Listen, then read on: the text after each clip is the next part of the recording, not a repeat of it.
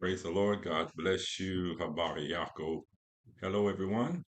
So glad to have another opportunity to come and share some of our experiences of our journey through Africa, particularly Kenya. Now, I've talked about many other subjects in prior videos. If you haven't visited our library of videos about my travels to Kenya and life in Kenya, as well as the opportunities that are available in Kenya, feel free to check out my previous videos. You can also like, subscribe, and share to be notified whenever new videos are done and put out. Now, today I want to talk on a subject that I've touched on briefly in several other videos, and that is, what's it like to start a business in Kenya? Can I start a business in Kenya? Now, this question is relevant whether you're in Kenya planning to come to Kenya or in America, the Caribbean, Europe, Asia, wherever you are around the world. There is no limitation for those who can start businesses when they're connected to the right people in the right places. And so we've started several businesses here through our Kenyan counterparts. That's the strategy that we use in order to do this. And it's also the strategy that we will suggest to you because there's no better way to introduce yourself to the Kenyan culture and environment than through Kenyan people, those born, raised, and live here. I heard someone say in a video previously, for all my Kenyans in the diaspora, they say once you leave, not just Kenya, but Africa in general, once you leave Africa and go to the West, you're no longer African. That's the way they view you. They view us who are born in America, Black Americans, African Americans, whatever you refer to yourself as Black American. The key word being you're American. You happen to be Black and you have African ancestry or your descendants of people who were born in Africa. You know, that thinking is somewhat flawed, but we'll save that conversation for another day. But this is one of the generally prevailing thoughts. And I want you to know that don't limit yourself based on the country you were born in. The country you're born in don't make you that person. The fact that you're born in Africa, but you Western in all of your ways and thinkings doesn't make you an African. It makes you a person born in Africa who's trying to live as an American. And the only thing that's separating you from America is having your feet on the ground here. So when I speak to you about these business opportunities, these are transatlantic conversations that we're going to have.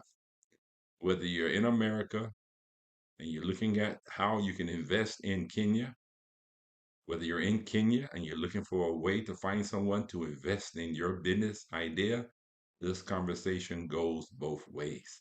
So hopefully you'll pay attention and take advantage of the emerging markets that are happening on the continent Africa.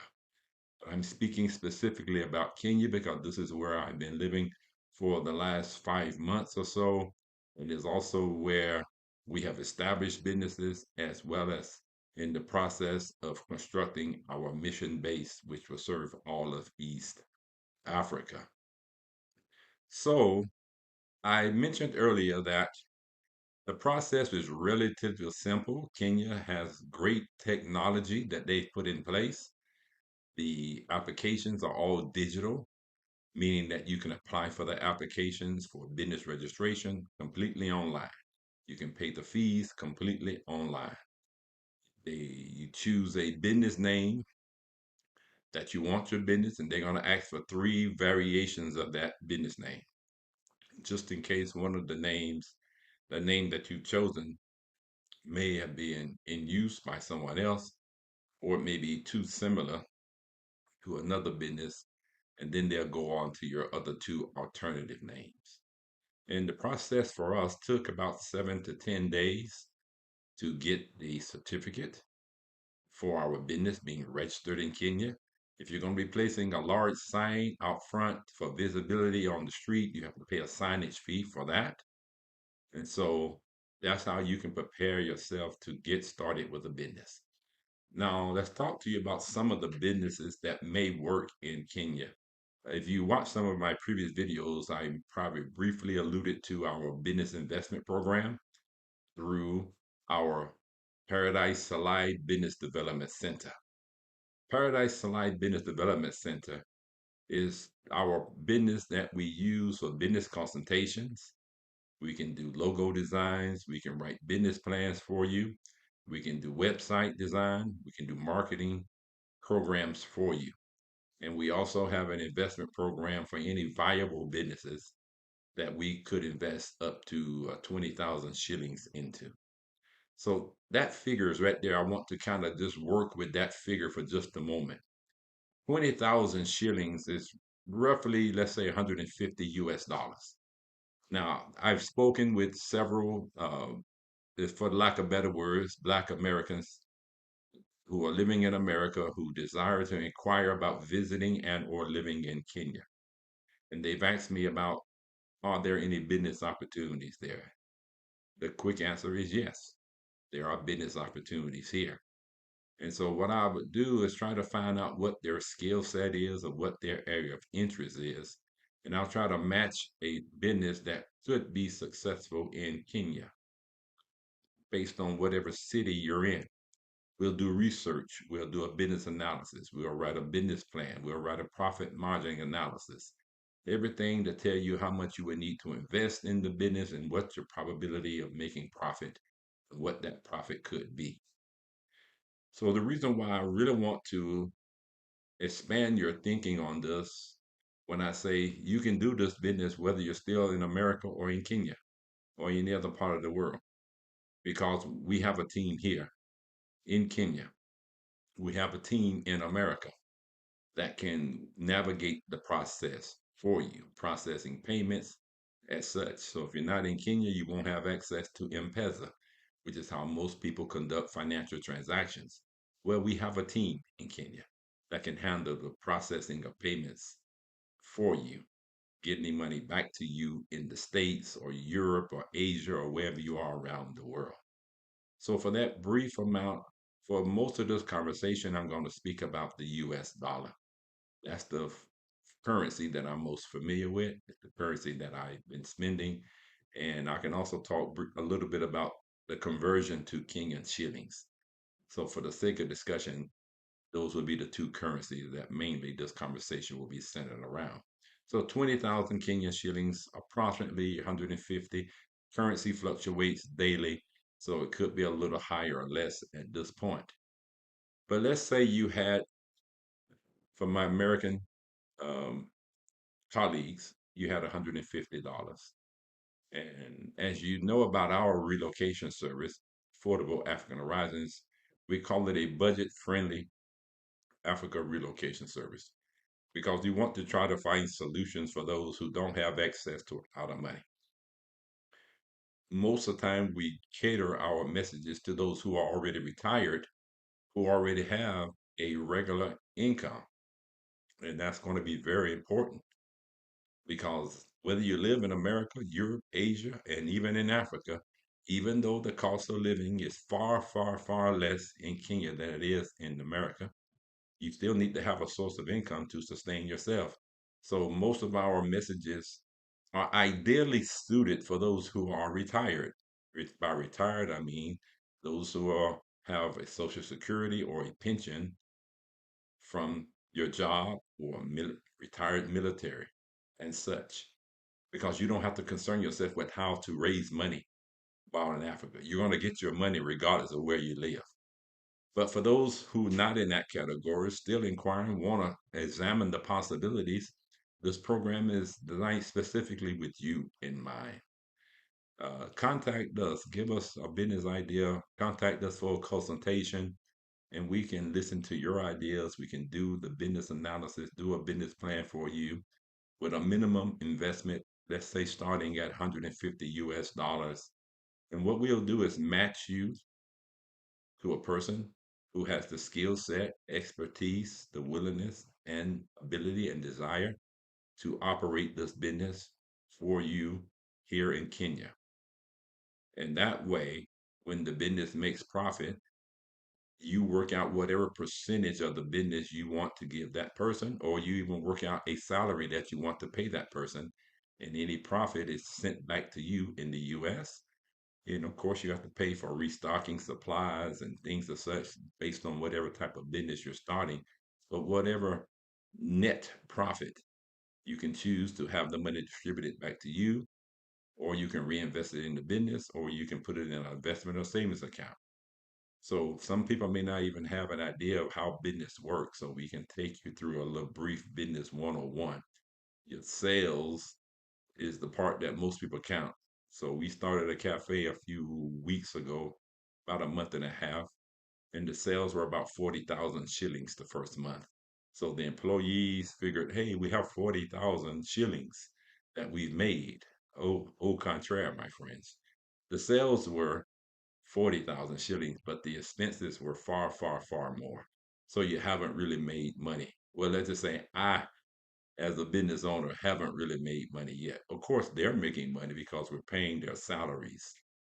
But as a business owner, you need to understand those two figures, your sales as well as your expenses, because when your sales are here and your expenses are here, that means you're losing money.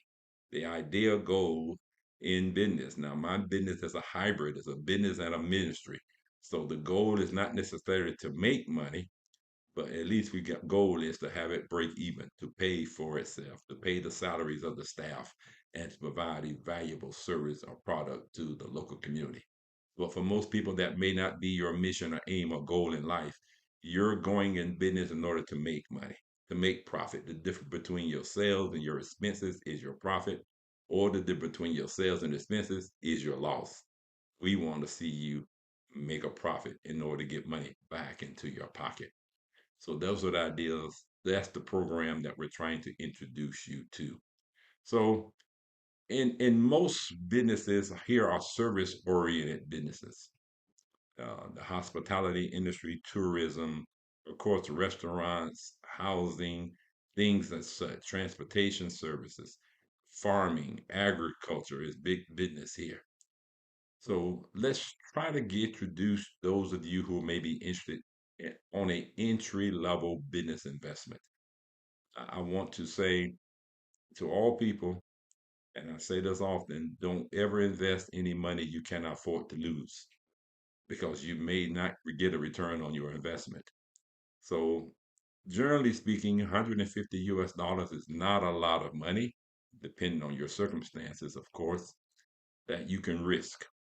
Now, don't invest any money unless you have some savings. If you haven't already saved some money for your bills and your daily expenses, it's not even time to talk about investing yet. I'm not one of those persons who's a risk taker unnecessarily.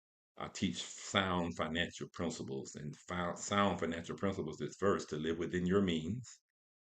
Don't go too deep in debt, but have savings to cover whatever debts that you have, housing, electric, transportation, insurance. Have that money in savings. And then once you have reached those basic threshold financial positions, then you can think about investing. So if you have a little disposable income, as they call it, maybe $150, we can talk about maybe a small entry level startup that perhaps you can start in Kenya, because that $150, if you have it in your checking account, it's doing nothing but sitting there. It's not making you any money. If you have the disposable income, you have your stability with your savings, then perhaps you can find a way to make that $150 go to work for you. It's the principle of allowing your money to make money for you. When you put it into a savings account, you're letting your money make money for you based on the interest that it may earn. As long as you keep it there, it'll earn interest. Now, of course, the $150 won't earn much in the amount of return on interest, but it's better than nothing. I got a reason to believe that you can make more money off of that $150 by investing in a business here in Kenya, and I want to show you how you can do that. So contact me. Let's go through a business analysis for you. I won't give you any figures here because there's a lot of variables that go into giving the profit on a business. Of course, you have to be prepared to know that the initial investment, once you start making money, you don't start really making a profit until you get back the money you've invested in. Then that's when you're talking profit. So, and I'm not probably not talking about an extreme amount of money in America, but I pretty much feel confident that you can earn more in a business in Kenya than you earn in a savings account in America. So contact me. Let us find out how. That's the business investment program. This is applicable for you, whether you're in America, Europe, Asia, or even if you're looking at coming to Kenya saying, what type of business could I start to start getting an income for myself? So test the waters first. It's not wise. I would not advise anyone to just drop life and just get a passport and come to Kenya with a few $100s and think that it's going to last long. It won't. You're going to need a reasonable amount of sustainable income, whether that comes through businesses there or that come through a pension, social security, friends and family support, or whatever way or means that you have for income source. My minimum suggestion I usually give people is to have at least, now I'm talking about living in Nakuru, living a modest life, 750 US dollars, you're good. How do I know that? Because that's what my monthly budget is to live in Kenya with an apartment, with food, electric, internet, all little shopping, restaurants, Ubers, all that. I'm telling you that figure because it's what I do. It's what I live off of. That's my household budget for myself, my wife. So there's always higher levels of living that you can choose. There are more expensive places in Nakuru, Nairobi, Mombasa, Denali Beach, lots of options in Kenya. But I'm speaking for those who are not trying to quote unquote live large and in charge. Okay, in America, a lot of people fake it till they make it. They are what we call house rich but cash poor. The house is worth 400,000, but they only have $400 in the bank. Let's not fake it till we find it. We can find it in Kenya. And so I want to show you how you can explore your options of doing so. All right. I don't want to take too much of your time. I think that you've heard the message, the opportunity that we're talking about extending to people. Contact us for a consultation and we can get started on doing a business analysis for you, a business plan, even come up with logo designs, website, all of that. And this is something that you can do no matter where you are in the world. You don't have to be in Africa. You don't have to be planning to come to Africa. You can start a business from right where you are in Africa easier than you can start a business right where you are in America because the costs and the affordability factors kick in. I'm excited to share this with those of you who are looking for a way to get a leg up on the system that may be holding you down. Well, let's talk again soon. Reach out to us on our website, affordableafricanhorizons.com. Kwaheri. Have a great day.